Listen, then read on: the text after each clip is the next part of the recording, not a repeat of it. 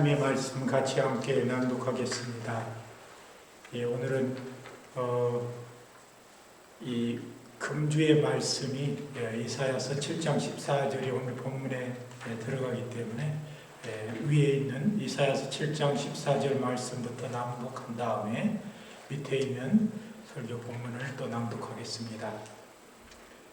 이사야서 7장 14절 그러므로 주께서 친히 징조로 너희에게 주실 것이라.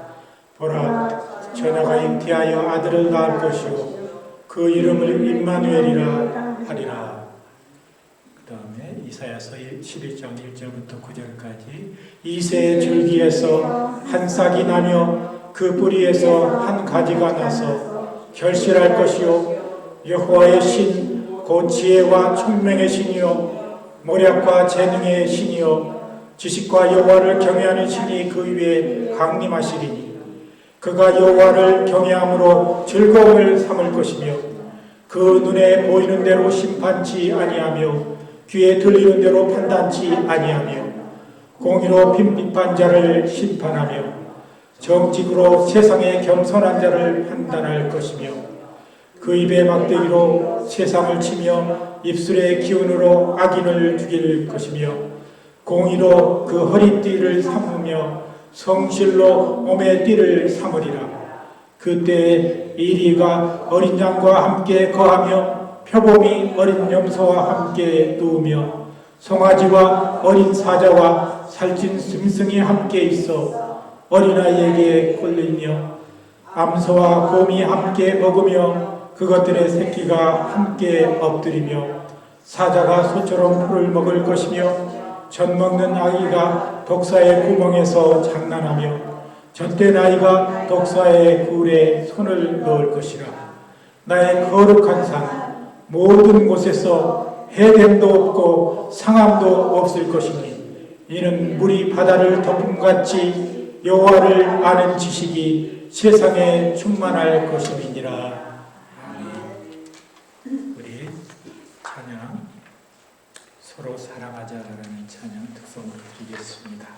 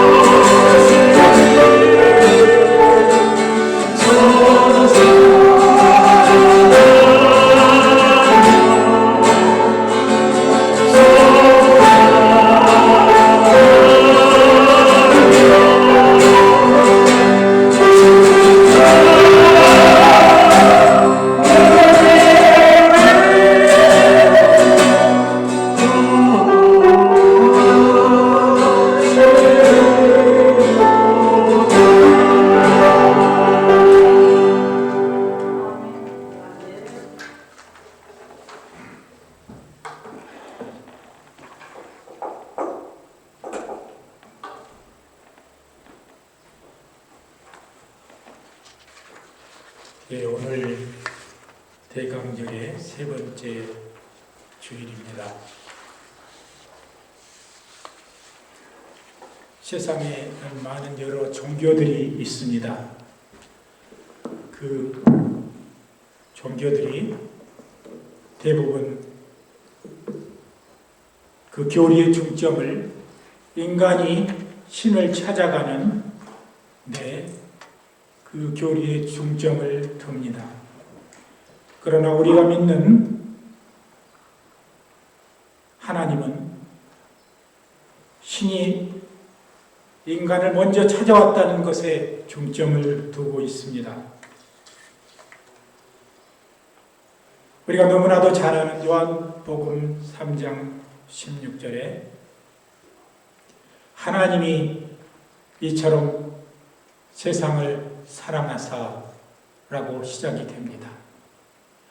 For God so loved the world and He gave His only begotten Son 이렇게 표현하고 있습니다.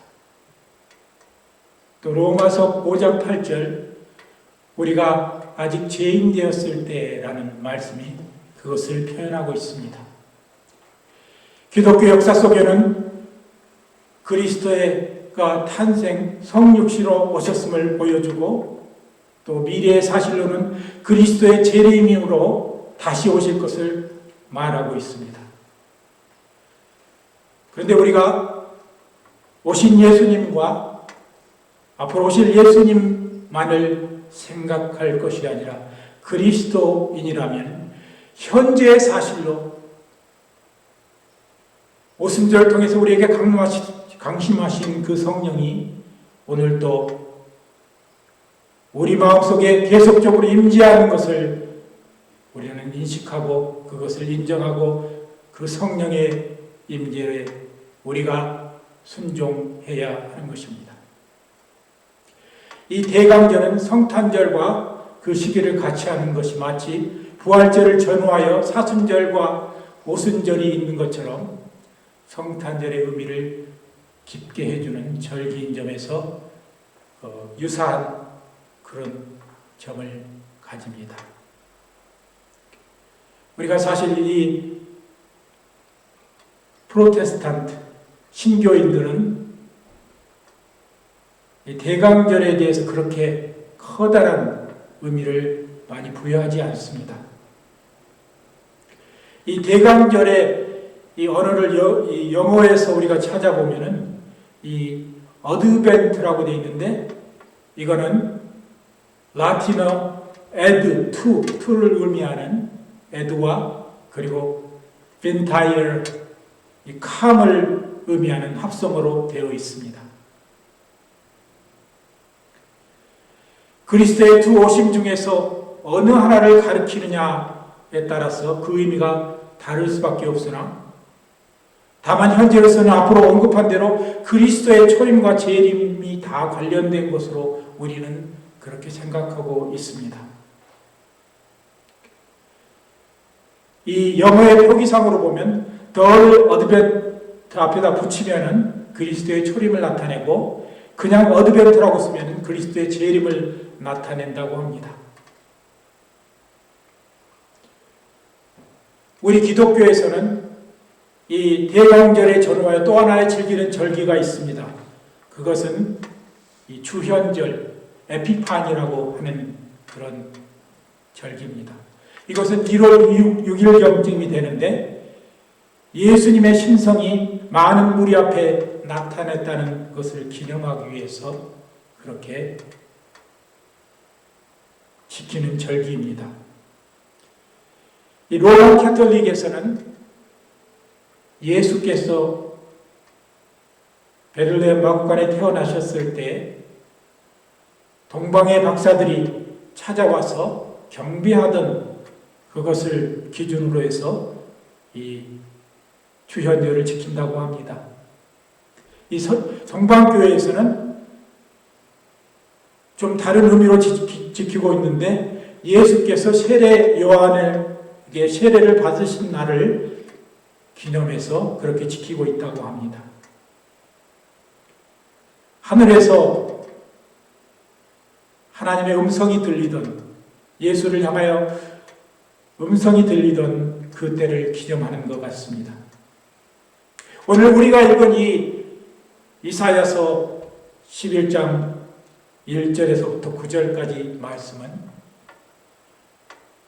우리에게 오신 예수님과 앞으로 오실 예수님에 대해서 다 표현하고 있습니다. 1절에서 5절은 오신 예수님을 표현하고 있고 6절에서 9절은 오실 예수님에 대해서 말씀하고 있습니다. 우리가 너무나 잘 아는 대로 이사야는 이 이사야서를 통해서 35번 이상 오시는 메시아에 대해서 예언하고 있다는 것입니다. 예수 그리스도의 탄생, 인격의 칭호, 사명들을 자세히 예언하고 있습니다. 우리가 본문 전에 읽었던 이 이사야서 7장 4절에 나오는 이 임마누엘이라는 단어를 우리는 너무나 잘 압니다.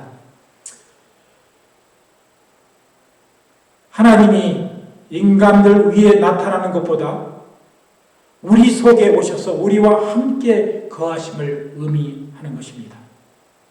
주님이 우리와 함께 하신다는 것은 주님이 먼저 우리에게 찾아오셔야지만 우리가 주님과 함께 할 수 있는 것입니다. 우리가 그래서 이 임마누엘이라는 사실은 주님이 먼저 나를 위하여 찾아오셨다는 그 의미를 포함하고 있는 것입니다. 오늘 대강절 셋째 주일에 우리가 깊이 새겨야 할 임마누엘의 의미가 우리에게 어떤 교훈을 주는지 함께 생각해 보겠습니다. 먼저 성육신이라는 그리스도께서 우리 안에 내재하기 위해 이 땅에 오신 것입니다. 구약 성서에서 우리가 발견할 수 있는 것은 God for us, 우리를 위한 하나님이었습니다. 하나님은 늘 인간 위에서 우리를 도우시고 또 환난 속에서 구원을 베푸셨습니다. 그러나 신약에서는 God with us의 모습이 예수님을 통해 나타나셨습니다. 신이 우리 속에 거하시기 위해 베들레헴 마구간에 오셨습니다. 우리와 함께 거하시기 위해 갈릴리 어부들에게 그리고 세리와 창부들에게도 함께 하신 것입니다. 많은 그리스도인들이 주께서 우리 위해 군림하는 것을 상상하고 있습니다. 그러나 주님은 그 옛날 2000년 전에 오신 것만 아니라 지금 우리 현실 속에서 우리가 사는 삶 속에서 우리와 함께 거하고 있는 것입니다. 두 번째 우리가 오늘 말씀을 통해서 깨달을 수 있는 것은 우리의 가장 힘든 상황 속에서 우리와 함께 하신다는 사실인 것입니다. 이사야서 41장 10절에 이렇게 말씀하고 있습니다. 두려워 말라, 내가 너와 함께함이니라. 놀라지 말라, 나는 내 하나님이 됨이니라. 내가 너를 굳세게 하리라. 참으로 너를 도우리라. 참으로 나의 의로운 오른손으로 너를 붙들리라고 말씀하십니다. 우리에게 환난과 역경이 몰아칠 때 우리와 더 가까이 우리와 함께 하십니다. 오늘 본문의 시대적 상황은 이제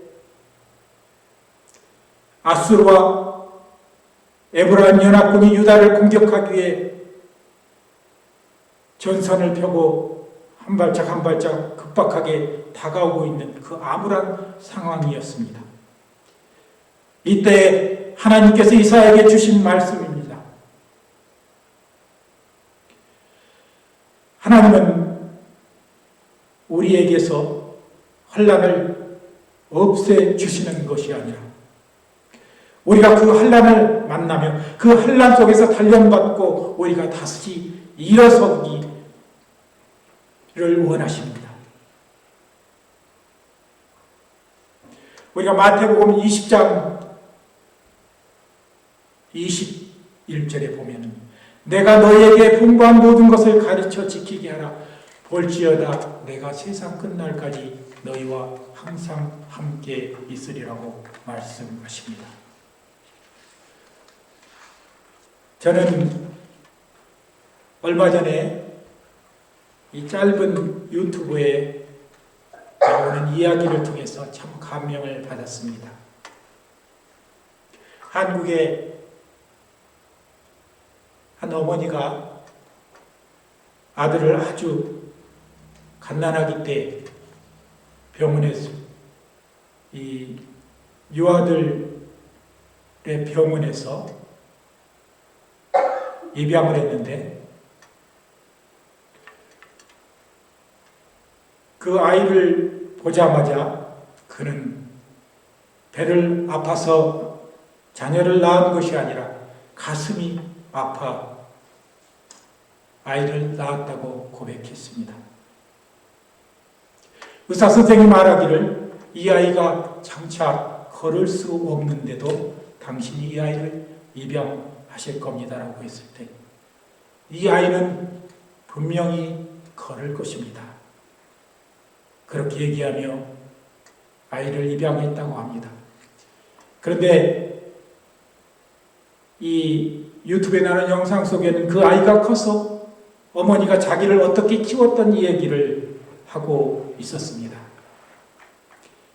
그리고 그 어머니는 그 아이를 교육시키고 훈련시키던 그런 영상을 조금씩 찍어 놓았던 것 같습니다. 심하게 거의 이제 그 소아마비 상태가 너무 심해서 도저히 아이가 걸을 수 없는 상황 속에서도 그 아이에게 냉정하게 걷는 훈련을 시키고 있었습니다. 아이가 통곡을 하면서 울면서도 그것을 엄마의 명령을 따라 조금씩 훈련하고 있는 모습이 담겨 있었습니다. 그런데 이 아이의 상태가 더 나빠져서 결국 이 아이는 무릎 밑에를 완전히 이 모든 것이 신경이 다 죽고 피가 통하지 않아서 결국 절단했습니다. 그러고 나서도 이 엄마는 끝까지 아이에게 스스로 걷는 훈련을 시켰다고 합니다. 그래서 이 아이는 의족을 가지고 자기가 가진 모든 열정과 의지를 가지고 세상에서 다시 일어나서 세상의 모든 사람들과 똑같이 활동을 하며 살고 있었습니다. 우리가 아이를 낳을 때 두 가지로 아이를 낳는다고 사람들이 말합니다. 하나는 내 배가 아파서, 하나는 나의 가슴이 아파서 아이를 낳는다고 그렇게 표현합니다. 우리 하나님은 우리 그리스도인들을 성장시키고 그리고 훈련할 때, 단련할 때 하나님이 우리를 그냥 들어서 전혀 고난 없는 곳에 그렇게 데려다 주는 것이 아니라 고난 속에서도 우리가 단련받고 아픔을 느껴도 성장하는 그런 사람으로 우리를 훈련시킨다는 것입니다.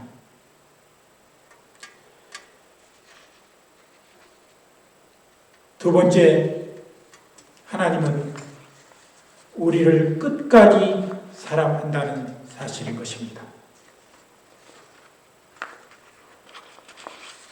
이 주님은 어떤 순간에도 우리와 함께 하시고 우리를 붙들어 주시는 것입니다. 그리고 예수님이 마지막으로 이 세상에서 말씀하신 것처럼 내가 세상 끝날까지 너희와 항상 함께 하겠다는 약속을 하셨습니다.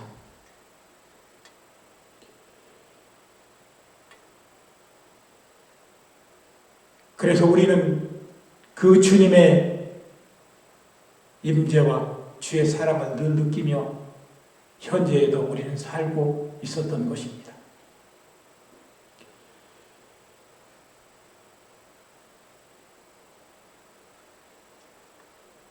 네 번째, 우리는 우리를 사랑하신 주님의 그 사랑을 받아서 우리도 형제를 사랑해야 합니다.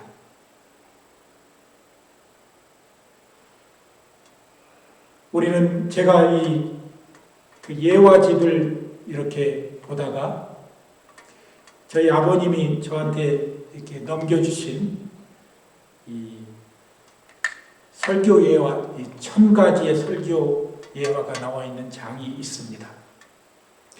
그런데 우리가 기독교에서 제일 많이 사용하는 낱말이 3가지가 있는데 그것은 믿음과 소망과 사랑입니다. 그런데 이 1000가지 예화 중 사랑을 주제로 해서 한 그런 예화가 무려 180개 이상이 넘는 것을 보았습니다. 그리고 두 번째, 믿음을 주제로 해서 나오는 예화는 거의 40개도 되지 않습니다. 소망을 주제로 하는 그런 예화는 한 20여 개 됩니다. 우리가 기독교를 표현할 때 사랑의 종교라고 말합니다. 우리가 이 해마다 대강절이 다가오면은 우리는 우리 주님이 우리를 위하여 베푸셨던 그 사랑을 생각하게 됩니다. 그래서 우리가 받은 사랑을 소외된 사람들과 연약한 사람들을 위해서 베푸는 그런 절기가 되기도 하는 것입니다. 우리 한국의 믿음의 선진들도 초창기에 그런 삶을 살았던 것입니다.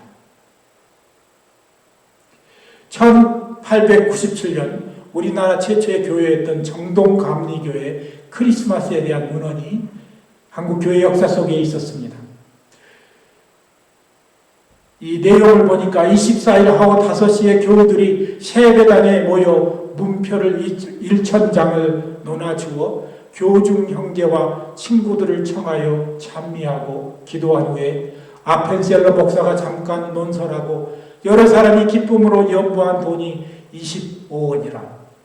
다음 날은 25일, 이날은 구세주의 탄신일이라. 오전 10시에 기쁘고 감사한 마음으로 세배당에 모여 찬미 기도하고 아펜셀러 목사는 논설을 10년 전 기도 제목과 함께 듣는데 그 분명한 말씀과 정론한 언론이 이치에 합당하고 추워도 차착이 없어 듣는 이가 다 기히 여기더라. 각자 일심으로 하나님의 은덕을 찬송하고 12시나 되어서 반이라. 전날에 연부한 돈으로 남녀 교유 중 비난한 사람과 병든 이를 차등 있게 분배하여 구제하고 저녁 7시에 학원들이 배지학당 회당 앞에 등불 수백 개를 거대한 십자가와 함께 공중에 달고 아이들과 실과를 주어 기쁜 날을 표하니라고 이런 문헌이 적혀져 있습니다. 우리 기독교 초기에 믿음의 선진들이 어떤 믿음의 아름다운 그런 전승을 확립해 갔는지를 이 문헌을 통해서 우리는 알 수 있습니다. 우리는 해마다 대강절이 되면 2000년 전에 오셨던 예수님, 앞으로 어느 시기에 오실지 모르지만 오실 그런 예수님에 대해서만 많이 생각하는 경우가 있습니다. 주님은 현재 우리 속에 오셔 계십니다. 그리고 말할 수 없는 탄식으로 때때로 우리를 위하여 성령께서 친히 간구하시는 것입니다.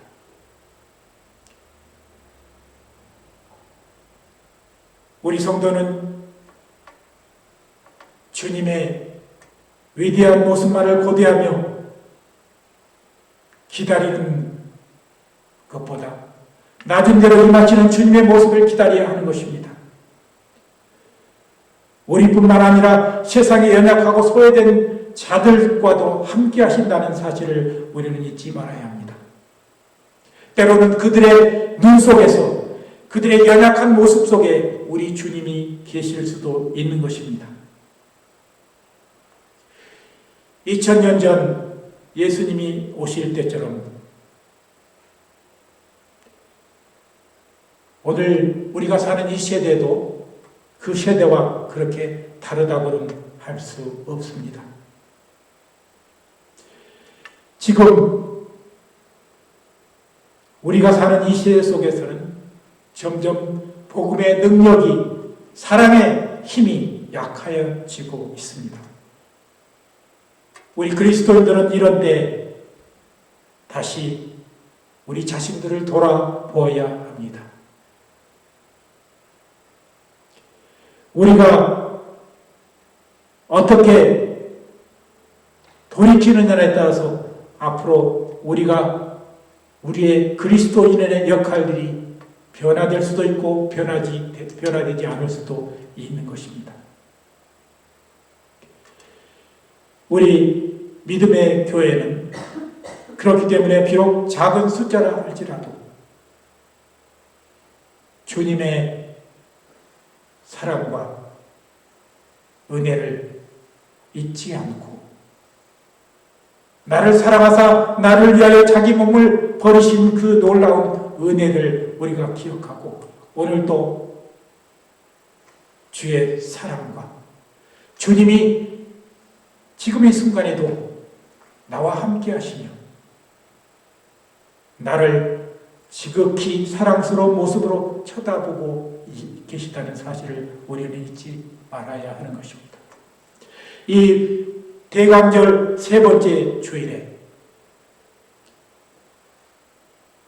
지금 우리와 함께하고 계시는 그 주님을 우리는 늘 느끼고 살아야 하는 것입니다.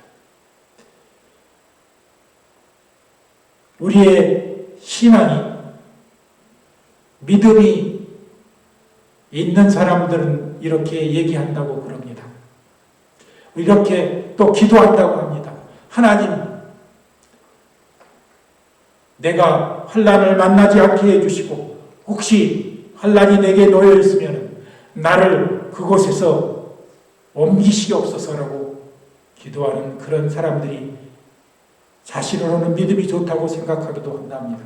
그러나 진실이 우리 주님께서 우리에게 보여주신 그런 기독교의 참 모습은 내가 비록 환난과 역성 속에서 고난 속에 있지만 나는 이 환난을 이기고 일어서리라. 주님이 나와 함께 하시므로 내가 이 환난에서 많은 단련을 받고 주님 앞에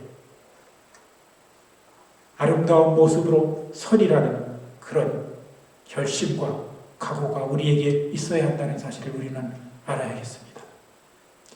오늘 또 이제 우리 속에 임재하시는 주님, 오늘도 나와 함께 하시는 그 주님, 내 위에 어느 곳에 위에서 나를 쳐다보고 있는 것이 보다 지금 이 순간 나와 함께 하시며 나를 독려하시며 나를 재촉하시며 나를 위로하시는 그 주님이 우리 주님이 우리와 함께 하시다는 사실을 깨닫고 오늘 또 이 대강절 세 번째 주일에 우리와 지금 이 순간 함께 하시는 그 주님께 감사와 찬양을 드리는 귀한 성도들이 되시기를 예수 그리스도의 이름으로 간절히 기도드립니다.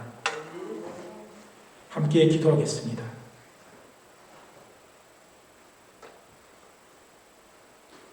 너희는 가서 모든 족속으로 제자를 삼아 아버지와 아들과 성령의 이름으로 세례를 주고 내가 너희에게 분부한 모든 것을 가르쳐 지키게 하라고 우리에게 마지막으로 말씀하신 주님, 오늘 그 주의 영이 우리 속에 임하시며 늘 우리와 함께하여 주시고 우리에게 힘과 그런 놀라운 기쁨과 감사와 소망을 허락하여 주심을 감사드립니다.